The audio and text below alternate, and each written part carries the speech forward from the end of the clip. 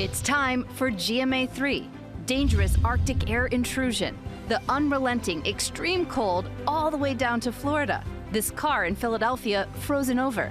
This roof in Arkansas collapsing under the heavy sleet. Plus, we're tracking the winter storm in parts of the southeast and when it will intensify. Time to get real. What you need to know about the deadline for Real ID at the airport and what happens if you don't have it before your next flight. And we're soaring into the Hawkeye State for the Winter Games unlike any you've seen. The fierce competition heating up. It's refreshing. Oh, it feels good. I feel alive. As 50 states in 50 weeks visits Iowa. It's time for GMA3.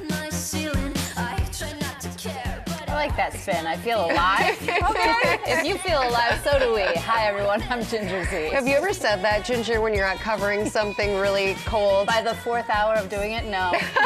Usually it's quite the opposite, but that's okay. Well, I'm glad you're here indoors. I'm Rebecca Jarvis. Also glad you're here with us, Morgan Norwood, and we are so happy you can all join us on this Friday. Happy Friday. It's good to be hanging out with you ladies. A little girl power on this Friday. And coming up, wedding trends for 2026. How Gen Z and Zillennials are walking down the aisle their own way. Yes, also ahead with the deep freeze, who doesn't want to be comfy and cozy? Lori B has us covered with the right stuff with great clothes for hanging out at home or even going to work. But we start with that cold. It is dangerous in many places. The upper Midwest and Northeast are feeling it right now. But the deep South, I'm talking all the way into Florida through the weekend. This is happening, of course, as the nationwide death toll from the massive winter storm last weekend still rising, at least 85 now. Will Reeve joins us from Paterson, New Jersey, where the waterfalls are frozen. Will? That's right. You said it, Ginger. I'm feeling it, though. It is very, very cold. So cold, in fact, for so consistently long that the waterfall here at Paterson Great Falls, part of it has frozen over. That should give you a sense of how intractable these temperatures have been for so long since that storm came through at the end of last week and into the weekend. That 85 people at least are dead, 220,000 people in the southeast still without power. As far south as Mississippi, black ice keeping roads undrivable, cars spilling off roads all over the place. And the cold isn't really going anywhere here. It's going to continue at least through the weekend in much of the country. 150 million plus Americans on alert for those cold temperatures as the southeast braces for what could be another storm. So indeed, it is quite cold. You don't get a frozen waterfall without it being really cold for a whole lot of time, guys. No, you do not, Will, and we really appreciate you being there for us. It's tough to do a job. There's a lot of jobs it's tough to do. It's definitely tough to do this kind of job out in this cold, Will. Tough to even move your mouth. Yes. It's the speaking that's the problem, which usually isn't a problem, but yeah, thank you. All right, go get some hot cocoa. Ginger, you know this type of weather very well. It is right in your wheelhouse, and you're following all of this storm. Of course. You know, for us, just so you know, temperature finally will touch freezing again likely early next week. So there's some light at the end of the tunnel. It doesn't get that warm, though. But we should check in on that storm because for South Carolina, North Carolina, this is a big deal. Parts of Virginia, eastern Tennessee, these are major travel impacts. And I think it all starts tonight, but the worst of it is going to happen on Saturday night through Sunday. If you're trying to do 95 or 40 or 20 through those states, you want to rearrange your travel if you can. So timing it out, it does start tonight, especially in the western parts of those states. But look what happens by tomorrow afternoon. It has filled in for Myrtle Beach or Wilmington up to, say, Raleigh. And that's when the snow totals start adding up in Virginia Beach, say. And it's not just the snow, it is the wind. You could have easily a season's worth of snow in a place like Charlotte, which doesn't take much because it's 2.5 inches. But you get 3 to 6 inches, but it's blowing. So you're going to see drifting. You're going to see very poor visibility. And that's what I'm most concerned about going into the weekend. Yeah, my parents down in North Carolina are just now thawing out from the last storm, and now there's another one on the way. Ginger, thank you so much. And now we turn to a Real ID reality check. After years and warnings and of delays to the program, you will now need to have that Real ID to get through the airport security, or you're going to have to pay up and open up that wallet. Alex Perez has the details. Countdown is on. If you don't have a Real ID compliant document for air travel by Sunday, you'll have to pay $45 to get through security. The whole idea of Real ID and having a Real ID is to enhance security, right? Because of the requirements for Real ID, it really guarantees that you are who you say you are when you approach a security checkpoint.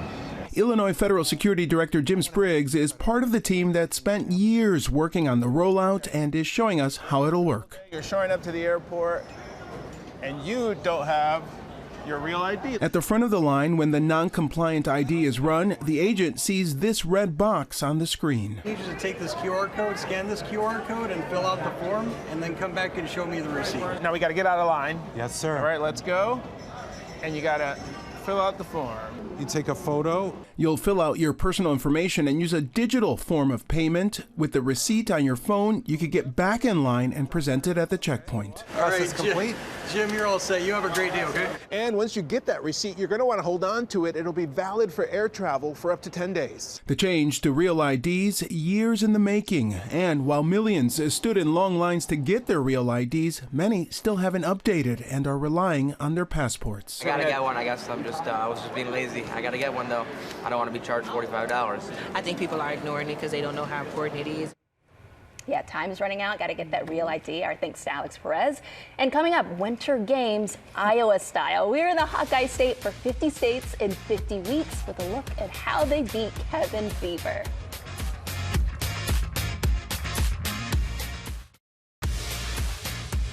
We are back now with 50 states in 50 weeks, and we're up to state number 29, which is Iowa. And Mary Bruce is at the University of Iowa, where it's cold and everyone's having a great time. Hey, Mary. Everyone. Hey, Rebecca, I have to tell you, we are here with some special friends in this very special state. Of course, Iowa is known for being an agricultural powerhouse, but it also has some pretty quirky traditions that have become beloved by visitors and locals alike. And one pretty unique tradition that has tens of thousands of people out even in these frigid temperatures. Hey, good morning, Okoboji. How we doing? The sub-zero Iowa temperatures are no match for these fiercely heated competitions. It's refreshing. Oh, it feels good. I feel alive. For the last 46 years, people have gathered in Okoboji in the northwestern corner of Iowa for the Winter Games. It started as a broomball competition to combat winter cabin fever. We've got to get you out of the house. We want to bring the community together. It's now a can't-miss destination for people of all ages. If you start coming here as a kid, it's only going to make you want to come here as an adult. It's grown to hundreds of events on and off the ice of the Iowa Great Lakes region. From the fierce human foosball competition, starting off the morning in negative 11-degree weather. Yes! Good set! Let's go! To the unique races on the ice in the afternoon sun. Oh, we are! There they go! And even a human dog sled contest. Organizers estimating around 40,000 people enjoyed the festivities, some in costume, for those nearly bearing it all, as over 100 people braved the extreme cold to plunge into icy water.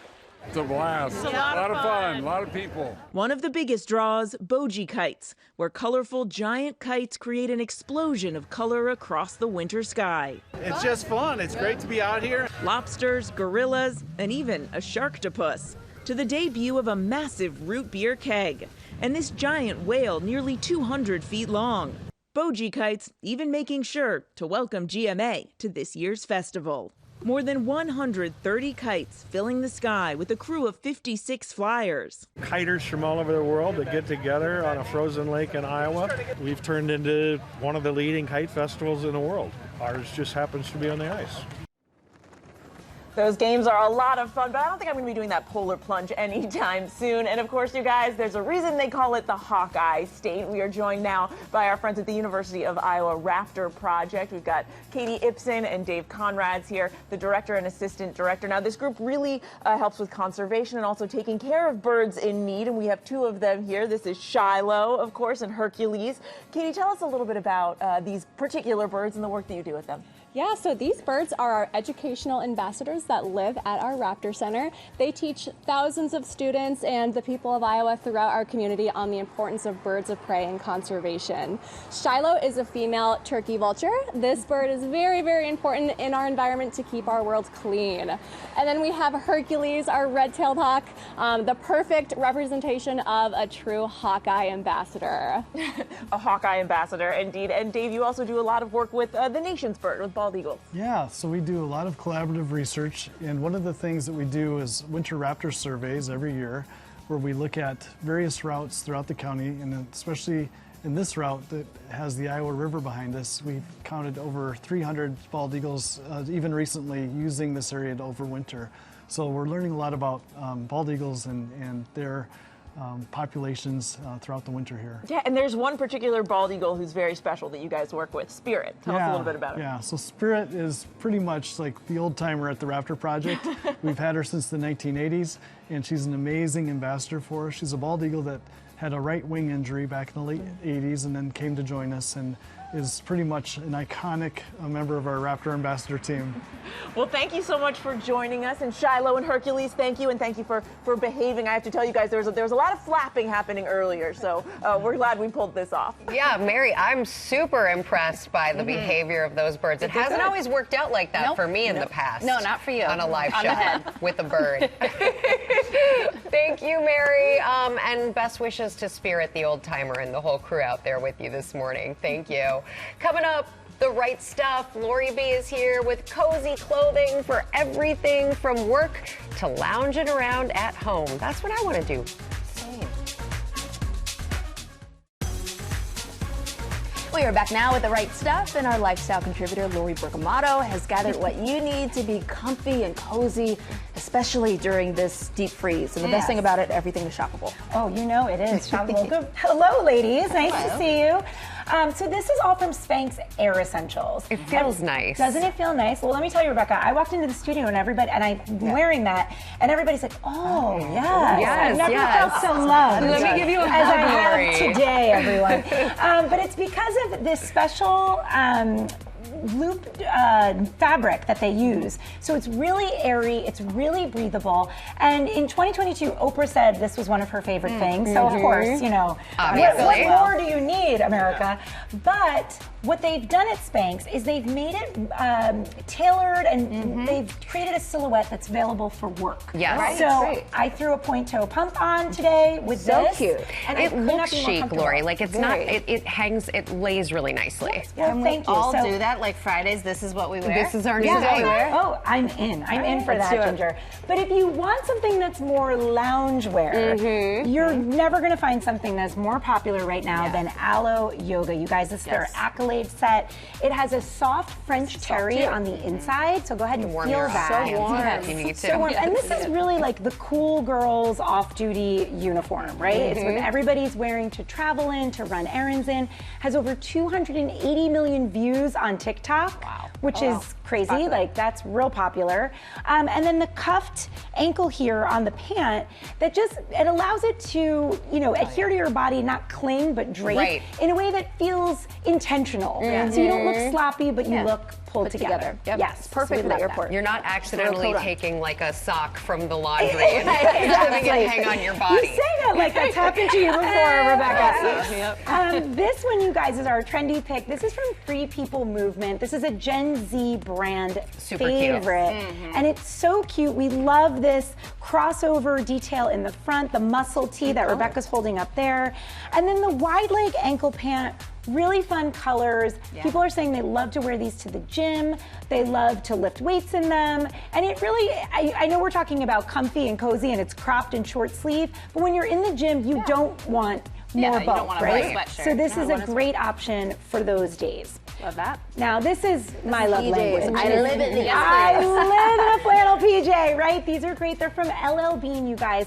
This is a Right Stuff Hall of Fame item, and largely in part because it uses a long staple cotton.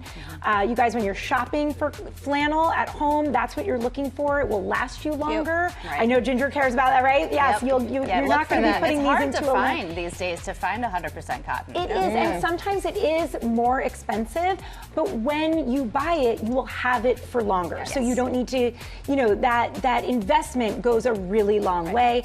Also, the more you wash this, it's not going to pill, you're not going to lose that softness because it is so durable. So that's a great thing to have there from LL Bean.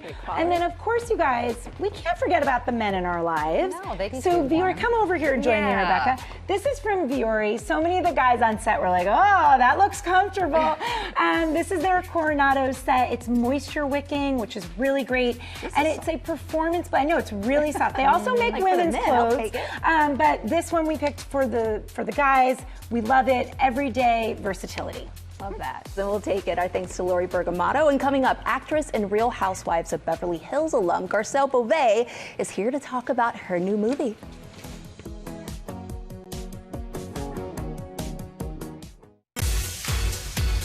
Welcome back to GMA3. Monday on GMA, it is the morning after the Grammys, and we are taking you backstage on music's biggest night with the winners and so much more. Oh yeah, also on Monday, Usher and Big Sean joining us live from Detroit. They are making $1 million investment in the next generation of the Boys and Girls Club of Southeastern Michigan. I love to hear this. They're going to tell us all about it. Yeah, we love to see it. And on Tuesday, the great Susan Lucci joins us live. The soap opera legend will tell us about her new memoir on her life, love, and loss, and the healing process. Okay, and now we are joined by Garcelle Beauvais, the actress who is reprising her role as the celebrated chef Ava in Terry McMillan Presents Tempted to Love. Garcelle, welcome to GMA. Thank you. Hi, ladies. Hi. I'm happy to be here with you.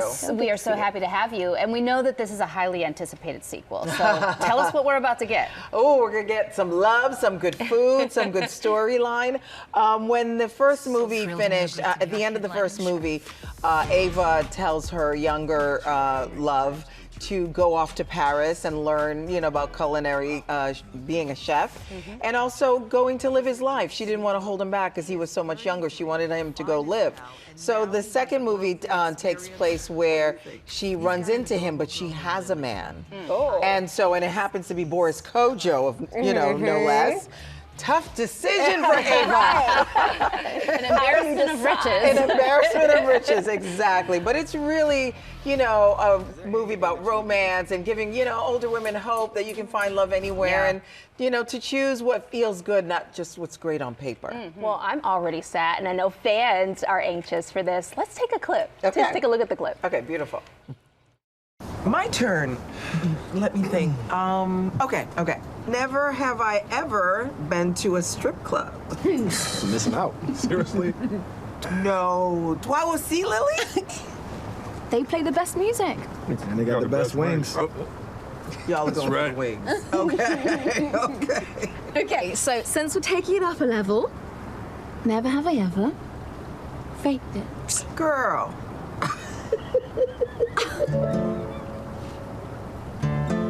I was in my 20s.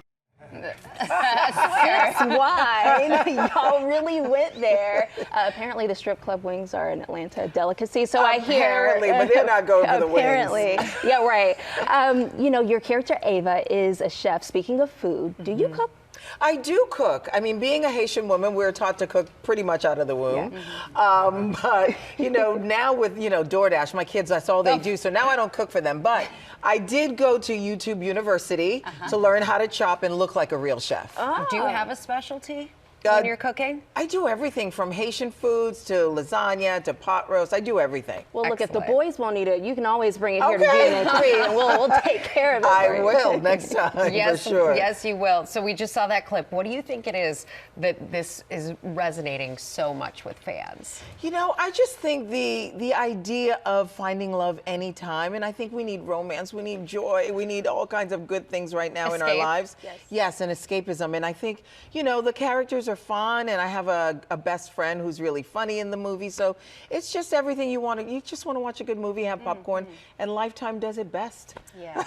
And I think as a storyteller, people are likely so inspired by you. But if you had to choose someone who you are inspired by, who is that? And also, are there any dream gets, like who you get to work with in future? Absolutely. Who am I inspired? There's so many incredible women doing things right now. And I feel the fact that when I started in this industry, they were like, if you were 40, you'd never work again. And we have women that are doing incredible things past 40. And it's just great to see. Like yesterday, I saw Halle Berry on a red carpet. And I mean, come on. Like, it's amazing. I would love to work with Ryan Coogler, would be amazing. I would love to work with Ava DuVernay, speaking of amazing women. There's so many people I'd love to work with. Brad Pitt, I always say, because Brad Pitt. Right? Why not? I watched F1 3 times. Well, what about behind the scenes? Yeah. Do you see yourself getting into producing or directing? Well, I have Giving- produced it. I'm actually executive producer of this movie, and I have a franchise called Black Girl Missing that I also executive produce, just really focusing on Black and brown women getting the same attention and validation when we go missing. And yeah, there's so many things that I want to do that I have up my sleeve, different stories to tell. Looking forward to that. Thank you. And that's something, the evolution I notice as your career goes on. It's like, where do I go next? You get to your director phase, to your producer phase. Like, there's so much more touch you can have. So what's in the future? What do we get from you next? The world's, my oyster. I really feel like right now there's so many things that I want to do, and I'm going to be an empty nester at the end of this year, and so I'm really trying to keep myself busy so that, it's bittersweet, obviously. I want the boys to go off and do well, but I'm going to miss them so much. Speaking of busy, I feel that there's a businesswoman there in you. Yeah. It's like, we're going to see your name on something else. Definitely in the future. Thank you. I hope so. See, the DoorDash thing's just a transition for you. Is They're helping you out. That's what it is. Exactly. I can't imagine the boys growing up. Thank you so much Thank for being you. here. Thank you for having me. Terry McMillan presents Tempted to Love premieres tomorrow at 8/7 Central on Lifetime. And coming up here on GMA3, a look at the trends that couples will be saying I do to when they walk down the aisle in 2026. What? I'm ready. And we are back now with a look ahead at 2026 wedding trends. Wedding website Zola surveyed over 11,000 couples getting married this year. And GMA lifestyle contributor Lori Bergamatto is back to talk about how the walk down the aisle is changing. Lori, break this down for us. Well, thank you, Morgan. Yes, Gen Z has officially entered the chat and is heading to the altar. For the first time, Gen Z and Zillennials make up the majority of engaged couples surveyed, bringing a love for visual storytelling and a selective revival of tradition to the table. All right, so we know that social media plays an even bigger part in all of this. Talk to me about that. Yes, so right now we're seeing that it is the TikTok first wedding, according to Zola and their data. More couples are asking vendors for social first, TikTok ready content to live right alongside their traditional wedding album. In fact, more than half of all couples now get their wedding inspiration from TikTok, which is up from 41% from last year. Okay, that's both not surprising and surprising. But anyway, what about wedding planning? How early are they starting to do that? So I got married in 2010, so this was really shocking to me because we didn't plan until way later. But according to Zola, nearly 1 in 5 couples said they enter full wedding planning mode before they are technically engaged. What? I know. Well, that blew my mind too. The percentage of the couples. Morgan, tell us more. I know. You see my notes app. But the percentage of the couples that Zola spoke to said they toured a wedding venue before they got engaged, and that increased from 8 to 10%, while those couples who booked a venue rose from 6 to 7%. I mean, we didn't even, I know Ginger's face, she's like, venue? What? I know. I'm not going that far, by the way. I mean, I've never felt older and like less prepared in my life. But the average engagement length, they said, is holding steady at 18 months. The pre-proposal phase is expanding. Couples are mutually deciding when to get engaged. That I would have loved to have had more say in. Sorry, Nick. Shopping for rings together and building full mood boards before ever saying yes. Wow. The mood This board is, thing, I think. it is our wedding anniversary right now, so I'm loving this conversation. Matt and I, 14 years. Wow. But we have a game. Yes. So we're going to play this little game, and we're saying I do or I don't to wedding trends, and we have our paddles ready to go, so Lori, take it away. Okay, this is going to be really interesting. Yes. I can't wait to see how you guys fare. The first trend, the bouquet toss, where tradition has it that the bride's bouquet is caught by the next to be married. Is that an I do or I don't? Well, let's say you guys are correct. It is an I do. So yeah, people are still doing that. And that is led by Gen Z. The bouquet toss is on the rise. See, but I would put everybody in the pool. I would say not just women, because a lot of times it's just the women. Sure, yeah. I would say everybody stand out there, and if a guy catches it too, great. Totally. Yeah. But I also That's think the it's change I would TikTok, make. right? People like that moment yeah, and showing the moment. face It's all about on the that. video. TikTok Yeah. I first get it. wedding. I just thought that they were going to be done with the whole traditional bouquet toss. Okay. Right. Well, they're keeping some traditions alive, but here, let's see what we do on this one. Next up, meat-free menus. Is that an I do or I don't? Oh, Morgan wins this one. Am I being personal? Like putting my personal That's interesting. opinion? No, that is interesting. It's meat-free menus are on the way out. Oh, so, really? Yeah, Bring that's back an the I beef, don't. huh? Yeah. Where's the beef? It's not at the wedding, Rebecca Jarvis. Okay, what about those unique wedding hashtags? I do or I don't? These are not our personal opinions. This is just what do you people are think? doing. Yeah, what do you think? Okay, so Ginger is correct. Oh, It is an I don't. But the they hashtags are on their way out. Because they've all been used. Hashtags in general are on the way out. That's what I was going to say. I think that's social true. media Okay. is on the rise, but it's Yes. the hashtag That's that right. is Okay, no that's longer fair. on the rise. Got It's on it. the decline. No more Okay. Benifer. Right. and what about including friends and family in the bride and groom's first look? Is that an I do or I don't? I'm putting my opinion. I don't. It's an I do. Really? It is an I do. I know. We didn't do any first looks. Did you guys do that at your No. wedding? We did, but we did it alone. Alone. No, Yeah, that's- Ben needed to cry for a long time. Oh my God. You have to see those tears. He needed time to recover. See, I watched that video on TikTok. Right? It was beautiful. He just Ben, knew we where's needed to that get it video? out. All right, you guys, we do have one more. I've been really interested to see where you land on this. The last one. What about using AI to help write your wedding vows? Is it an I do or I don't? This is a personal opinion. Okay. No. So, Rebecca, I'm sorry you're wrong about this one. But this is an I People don't. are lying. I think people are lying too.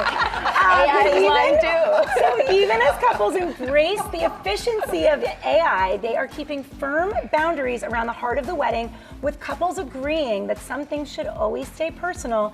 63% say AI has no place in writing their vows. Just don't look at that ChatGPT history on the honeymoon. Also, Don't your do it. partner will know. They're like, that's not how you talk. People will know. That's not how you talk. No. If he got the thesaurus out, I'd be like, okay. Right. Do your homework. You got time to write it out. It's not like a homework We assignment. got married before there was any of this AI stuff. So, did you write your vows? Of course. Yes. Me too.